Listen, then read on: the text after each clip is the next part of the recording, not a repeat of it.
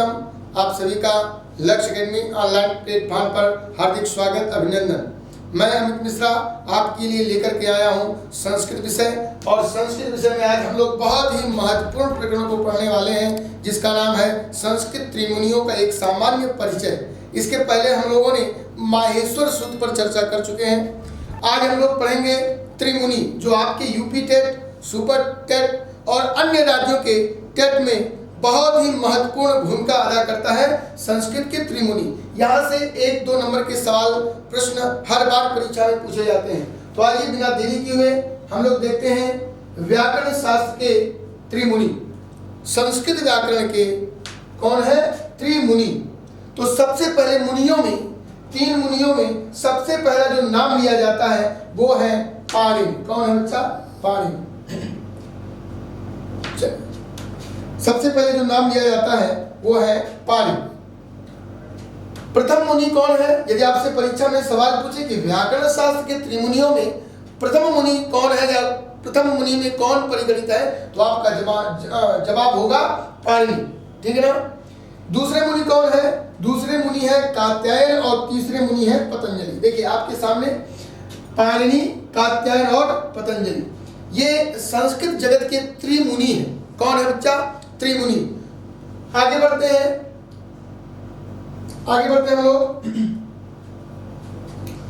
तो सबसे पहले आज हम लोग पढ़ेंगे पाणिनि। कौन है? पाणिनि। पाणिनि का एक सामान्य आप लोग परिचय पढ़िए। इनका जो समय काल है वो 500 ईसा पूर्व से 700 ईसा पूर्व तक माना जाता है। देखिएगा टाइम क्या है इनका, तो इनका जो समय है 500 ईसा पूर्व, 500 ईसा पूर्व से 700 ईसा पूर्व इनका समय माना जाता है। ठीक है ना? इनका जो टाइम माना जाता है वो 500 ईसा पूर्व से 700 ईसा पूर्व माना जाता है। कौन? पाणिनि महोदय का। देखिए पाणिनि महोदय का यह चित्र है, आप लोग इनका पाणिनि, भगवान पाणिनि का दर्शन करिए। ठीक है ना? तो आइए देखते हैं इनकी जो माता है, इनकी माता का क्या नाम है? सामान्य परिचय हम लोग पढ़ रहे हैं पाणिनि जी का। इनकी माता का नाम है दाक्षी। बार बार परीक्षाओं में पूछा जाता है कि पाणिनि की माता का क्या नाम है, तो आपका जवाब होगा दाक्षी। ठीक है ना?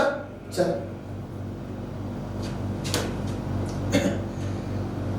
परीक्षा में पूछता है कि पाणिनि के पिता का क्या नाम है, तो आपका जवाब होगा पाणिनि। इनके पिता का नाम क्या है?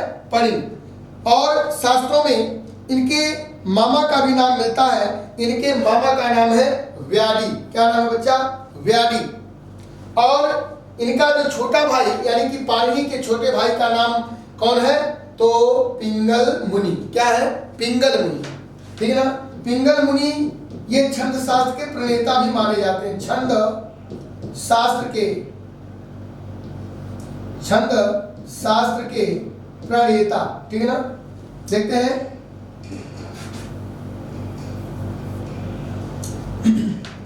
देखिएगा पिंगल कौन है? पिंगल मुनि। ठीक है ना? ये छंद शास्त्र के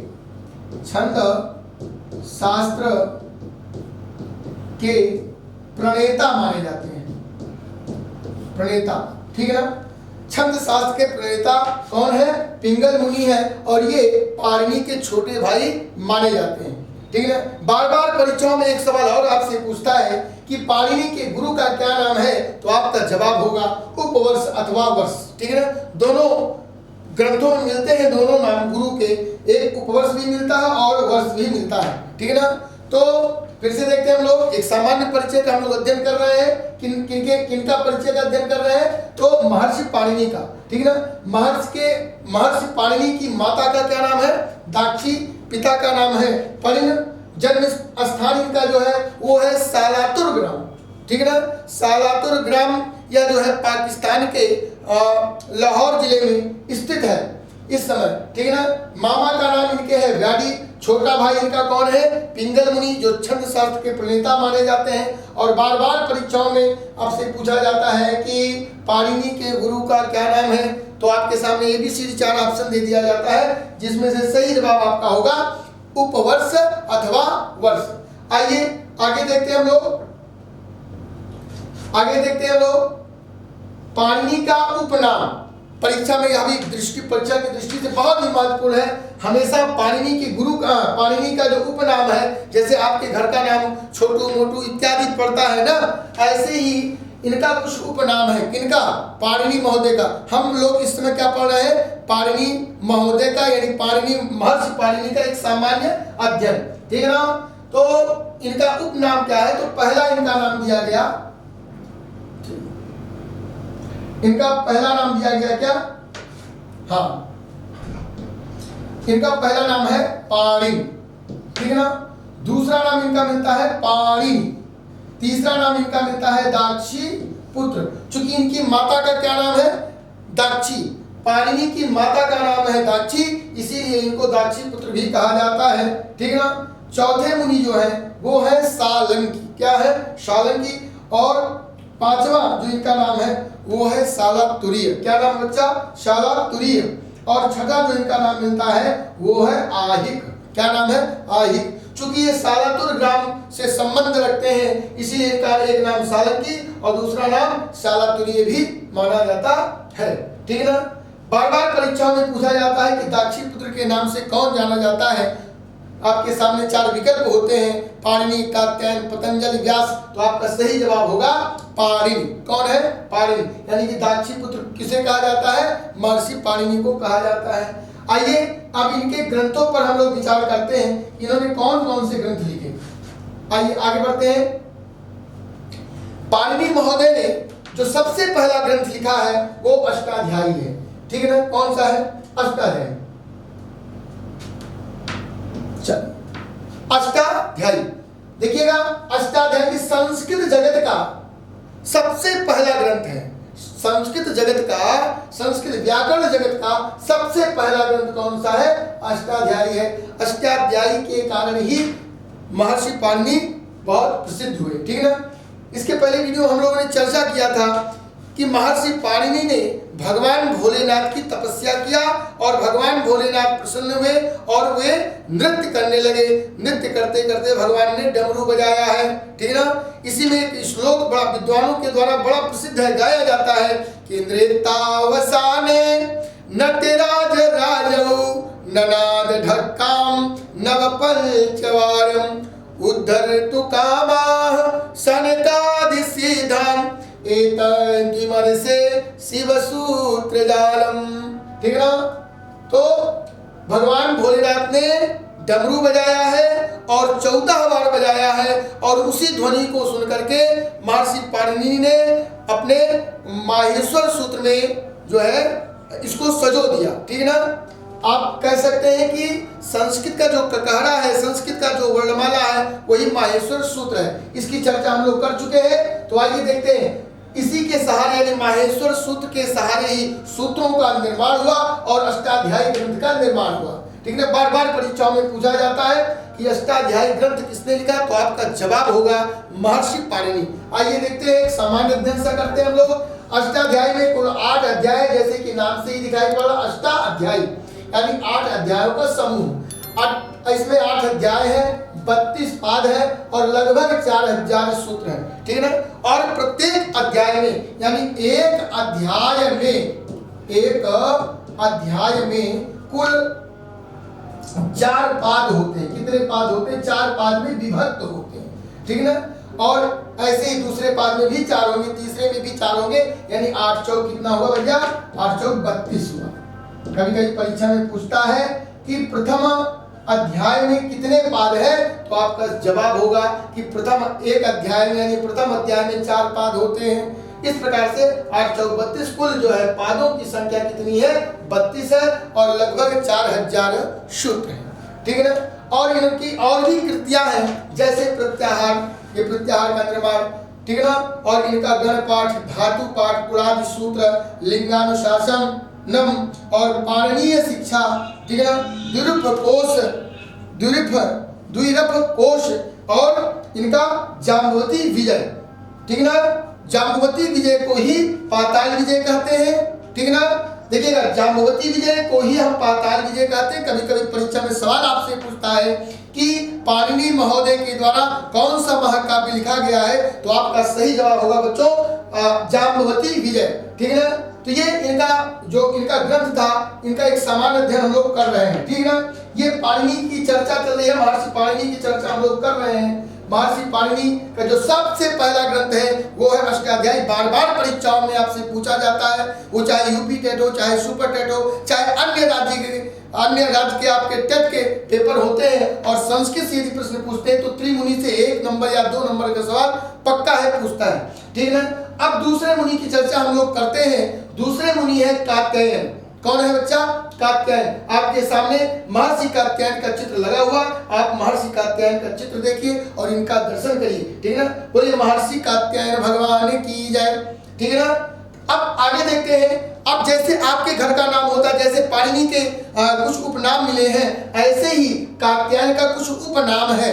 ठीक है ना। जैसे आपके घर का नाम सोनू, मोनू, सोना, मोना इत्यादि पड़ता है, ऐसे ही इनके बचपन का नाम, इनका उपनाम, ठीक है ना, मिलता है। तो इनका नाम भी देखते हैं हम लोग। पहला इनका नाम मिलता है, आइए देखते हैं। पहला जो नाम मिलता है वो है बच्चा कात्यायन, कात्य नाम मिलता है। दूसरा इनका नाम मिलता है कात्यायन, और तीसरा नाम मिलता है जो परीक्षाओं में कई बार पूछा है, वर रुचि। बहुत बार ये यूपी टेट में बहुत इंपॉर्टेंट नाम है वर रुचि। बार बार यूपी टेट में सवाल पूछता है कि वर रुचि किसका नाम है। ठीक है ना। वर रुचि बचपन का नाम किसका है, या वर रुचि के नाम से जाने जाते हैं। आपके सामने 4 विकल्प होते हैं, जिनमें सही विकल्प होगा कात्यायन। ठीक है ना। तो इनका एक नाम वर रुचि भी मिलता है। ठीक है ना। और चौथा इनका नाम मिलता है वार्तिककार। ठीक है ना। चूंकि इन्होंने अष्टाध्यायी ग्रंथ पर वार्तिक लिखा, इसलिए इनका एक नाम हो गया बच्चा वार्तिककार। क्या नाम हुआ? वार्तिककार। चूंकि ये दक्षिण देश से संबंधित संबंधित है, इसीलिए इनको एक नाम और दे दिया गया दाक्षिणात्य। क्या नाम दे दिया गया बच्चा? दाक्षिणात्य। आगे हम लोग देखते हैं।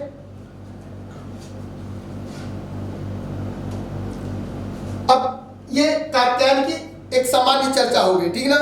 अच्छा, इनका जो समय है, इनका समय भी मिलता है 350 ईसा पूर्व से 500 ईसा पूर्व। 350, आइए देखते हैं हम लोग।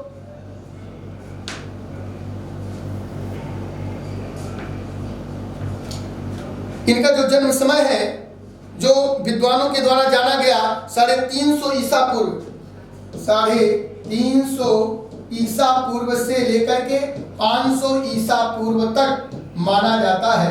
ठीक ना। 500 ईसा पूर्व तक माना जाता है इनका जो टाइम है, इनका जो समय। ठीक है ना। ये समय कात्यायन का समय क्या है? 350 ईसा पूर्व से 500 ईसा पूर्व। ठीक है ना। आगे देखते हैं इन्होंने क्या क्या रचना किया, तो आगे हम लोग चर्चा करते हैं। अब इनके ग्रंथों की चर्चा करते हैं कात्यायन के। कात्यायन का जो सबसे पहला ग्रंथ है वो है अष्टाध्यायी पर वार्तिक। क्या लिखा है? अष्टाध्यायी पर वार्तिक। देखते हैं अष्टाध्यायी पर वार्तिक। चलिए,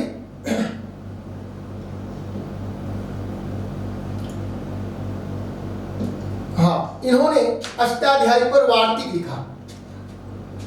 अष्टाध्यायी ग्रंथ पर वार्तिक लिखा। अब देखिएगा वार्तिक किसे कहते हैं, तो अष्टाध्यायी के सूत्रों में आवश्यक संशोधन, परिवर्तन और परिवर्धन के लिए कात्यायन ने जो नियम बनाए हैं, उन्हीं को हम क्या कहते हैं? वार्तिक कहते हैं। क्या कहते हैं? वार्तिक कहते हैं। ठीक है ना। वार्तिक कहते हैं।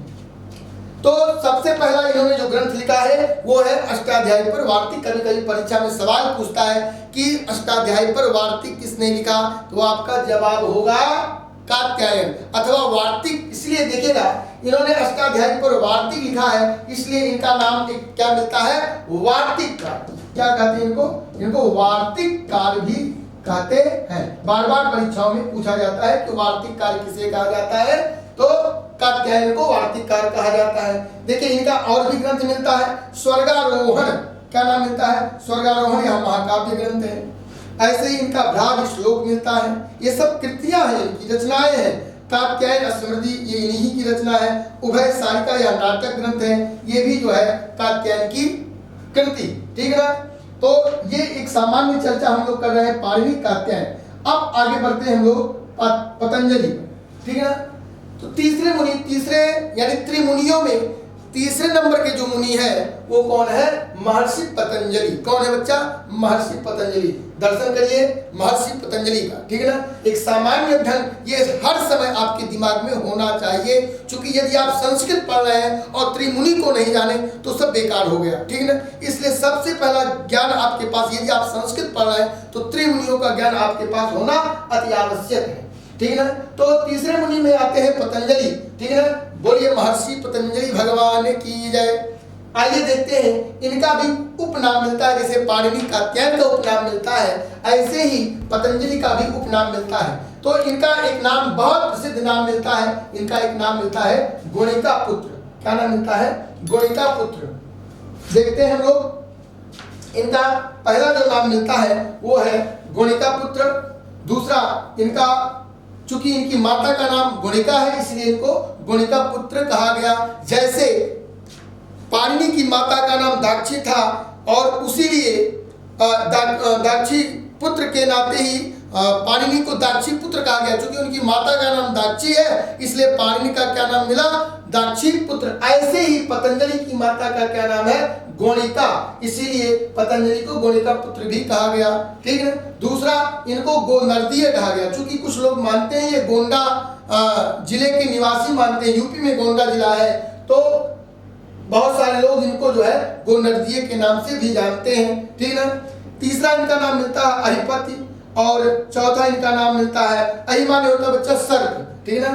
फणिभृत भी इनका नाम मिलता है। चौथा इनका नाम, पांचवा इनका शेषाही भी नाम मिलता है और छठवां बौद्ध विद्वानों के द्वारा इनको जो है शेषावतार भी माना जाता है, यानी शेष नाग का अवतार जो है वो महर्षि पतंजलि को माना जाता है, ठीक है। अब इनका जो समय है वो समय क्या है? पाणिनि, जैसे पाणिनि कात्यायन का अपना समय हुआ, ऐसे ही महर्षि पतंजलि का जो समय है, देखिएगा समय वो है 150 ईसा पूर्व। 150 ईसा पूर्व ये पतंजलि का, महर्षि पतंजलि का समय है, ठीक है ना। तो आपने देखा कि पतंजलि का जो उपनाम है वो है गोणिका पुत्र, गोनर्दीय, अहिपति, फणिभृत, शेषाही और शेषावतार, ठीक है ना। अब देखिएगा आगे हम लोग देखते हैं, इनकी माता का नाम देखते हैं। तो इनकी माता का नाम है गोणिका। इनकी माता का नाम देखिएगा, इनकी माता का नाम गोणिका है। बार बार परीक्षाओं में पूछा जाता है कि गोणिका पुत्र कौन है अथवा पतंजलि की माता का क्या नाम है, तो आपका सही जवाब होगा गोणिका। तो आगे देखते हैं हम लोग, अब इनके भी कुछ प्रसिद्ध ग्रंथ हैं, ग्रंथ की भी चर्चा करते हैं हम लोग, ठीक है ना। तो देखिएगा ग्रंथ में इनका जो सबसे पहला ग्रंथ है वो है महाभाष्य, ठीक है ना। क्या है भैया? महाभाष्य। देखते हैं जो पहला ग्रंथ है इनका महाभाष्य। महाभाष्य ये इसमें कुल 84 आहनिक है, ठीक है ना। आहनिक माने होता है बच्चा एक दिन में पढ़ा जाने वाला पाठ, ठीक है ना। आहनिक 84 आहनिक है इसमें, ये आहनिकों में बटा हुआ है। ऐसे ही दूसरा इनका जो ग्रंथ है वो है पातंजल योग सूत्र, ठीक है ना। योग सूत्र, इनको योग दर्शन भी कहते हैं। बार बार परीक्षाओं में पूछा जाता है कि योग दर्शन के लेखक कौन है या जनक कौन है, तो आपका जवाब होगा पतंजलि, ठीक है ना। तीसरा इनका ग्रंथ मिलता है श्याम वेदीय निदान सूत्र और चौथा इनका भी एक महाकाव्य मिलता है जिसका नाम है महानंद काव्य, ठीक है ना।